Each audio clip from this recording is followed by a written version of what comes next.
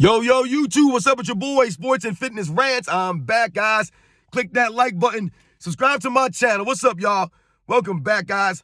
Welcome back, man. Got another great video for you guys today, as usual, man. You guys know the deal on this channel, man. You guys know the deal, man. We must continue, guys. We must continue to stand up. We must continue to set the record straight, stop the lies, stop the narratives. We must continue. And I want to thank you guys, man, everybody out there, for real, man. Everybody across the world. Everyone across the states, guys, for real. I'm truly humble, man, by all the love. Thank you, man. Much respect to all you guys, man. You guys supporting my channel, man, for real. It means a lot, man. Everybody in the membership, shout out to all you guys. It is truly humbling, man, for real. And I'm glad you guys are rolling with me, man. So much respect to everybody out there. In this video, man, I'm going to talk about how, the NBA is supposed to be physical. I think we've seemed to have lost sight of this fact that basketball, right, is supposed to be a physical sport, man. There's supposed to be some physicality involved in basketball.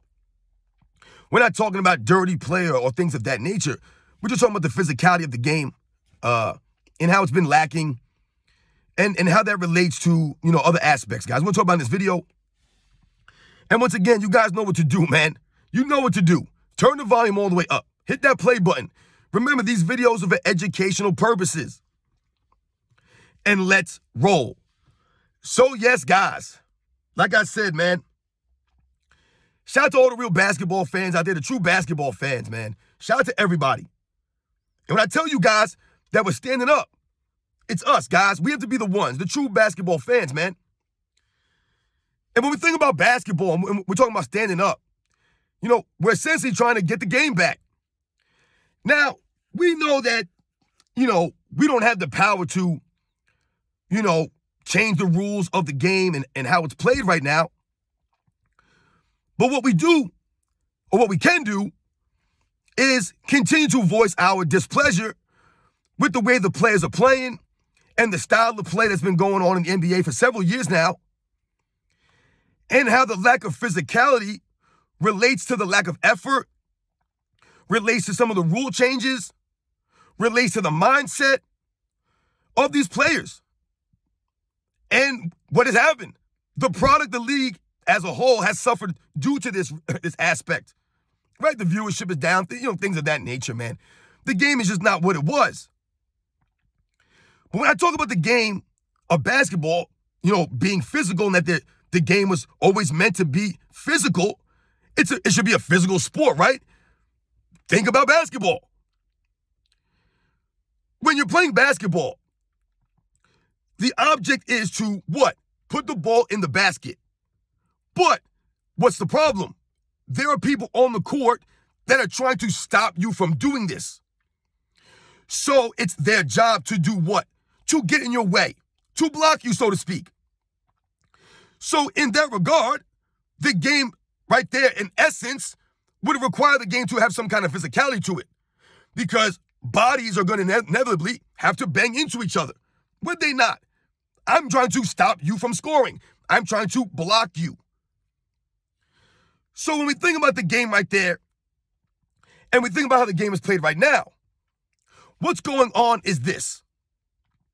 The players are essentially not supposed to inhibit the space of these players now. So what does that do? It inhibits the physicality of the game, which requires what? The players to play differently. It also requires the game now is being played differently. It's more what? Perimeter oriented. And we're talking about far from the perimeter, not mid-range perimeter, which was the perimeter was when I was growing up. It's 3-point is now the average. That's where most of the action is happening now. Is farther away from the basket, right? More 3-pointers are going up. People are setting screens way out. All these things are happening.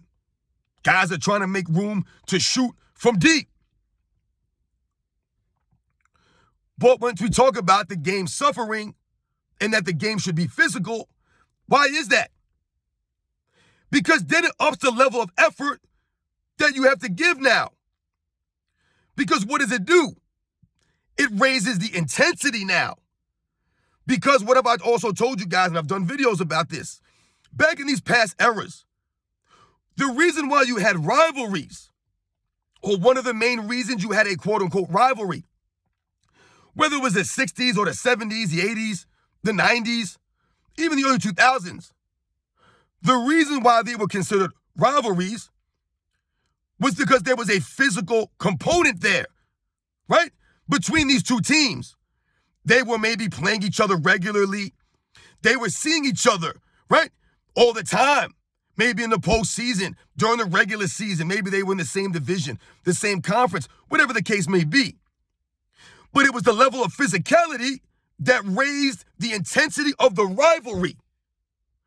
If these guys were not really touching each other and they were flopping around and the game was being played the way it is, it takes away from the rivalry developing. Because anyone that's played basketball, you know that if someone is more physical with you on the basketball court, if you're out in the street, you're in a rec league, whatever the case may be, and a guy's bumping on you, right? They might lie hand checking. He might be giving you a forearm, a shoulder, an elbow, whatever the case may be, man. What does that do? That ups your intensity. Because now you have to combat the physicality of another person. Right? It's not them just trying to beat you in the game of basketball. Now they're physically pushing you around. So what? You take it personal. And this is what leads to a rivalry becoming heated and things happening. Right? And the game becomes a little more exciting. Once again, I'm not saying for guys to be out there with the fisticuffs, a fight. But we're talking about some emotion, some effort here now. Right? That's what we're talking about here. The level of intensity that we haven't been seeing in the NBA for some years due to the lack of physicality. The game of basketball is always supposed to be physical. You know, guys, when I was growing up, and I hate to say those kinds of things, but, we have to go back. And like I said, this is the reality. But when I was younger and I was playing sports in high school, I played basketball, football, and baseball. And, and listen, I don't want to like I said, insult anybody, man. Anybody that plays soccer or anything like that, man, or anybody, I'm saying, like that, soccer fans. But when I was growing up, the people who played soccer were known as soft.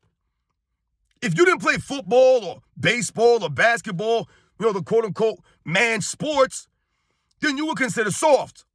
And why was that? Not because in reality, the kids who played soccer were soft, but it was the idea that soccer players were soft. Right? Because soccer players were known, when I was growing up, 80s and the 90s, as what? They were the floppers. The soccer players were the ones that would get grazed and they would go flying onto the field, right? Trying to get a red card. That's what they were known for when I was growing up. So to be a soccer player would mean that you were soft, so to speak, because these soccer players were known for being soft. The football players, the basketball players, the baseball players, they were known for being tough back in them days. So when we think about that aspect, that was why. Right? Basketball required and had physicality in it. It was a game played by grown men who banged into each other. These were big guys, 6'6", 7 feet tall. These guys are huge. And they were playing with a level of intensity and effort that you appreciated and you respected, which made the game popular. You had to be more fundamentally sound back in some of these eras.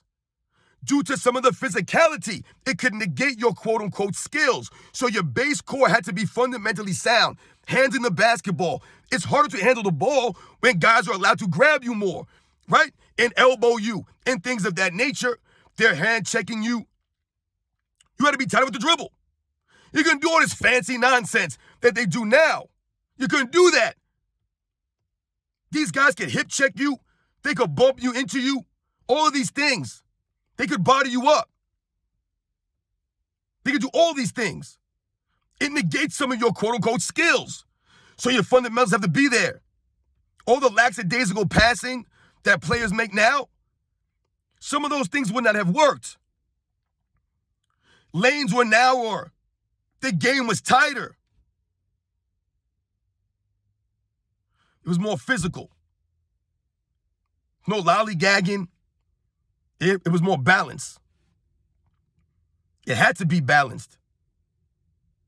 You guys know the deal, man. Once again, basketball is supposed to be physical, y'all. Once again, I'm not saying the game should be, guys beating each other up, the Detroit Pistons. No. Not the Detroit Pistons of the late 80s. The New York Knicks of the early 90s. That's basketball, y'all. That's hard-nosed defense. That's physicality. You know what I'm saying? You know some of these teams, man. You know some of the ways it's supposed to be. The balance, man. Bring the physicality back in the game, man. That's what we need. A little more effort. A little more intensity. I tell you guys, physicality raises intensity. Intensity raises effort. It's the easiest way to do it, man. Bring back some more level of physicality in the NBA. Get rid of some of these freedom of movement rules and some of this other nonsense, whatever it is that these people change. Tell these guys to ease up. Call the game a little tighter. Call these guys for these travels, for these carrying violations. Have these guys clean it up. You guys know the deal, man. Catch you guys on the next one.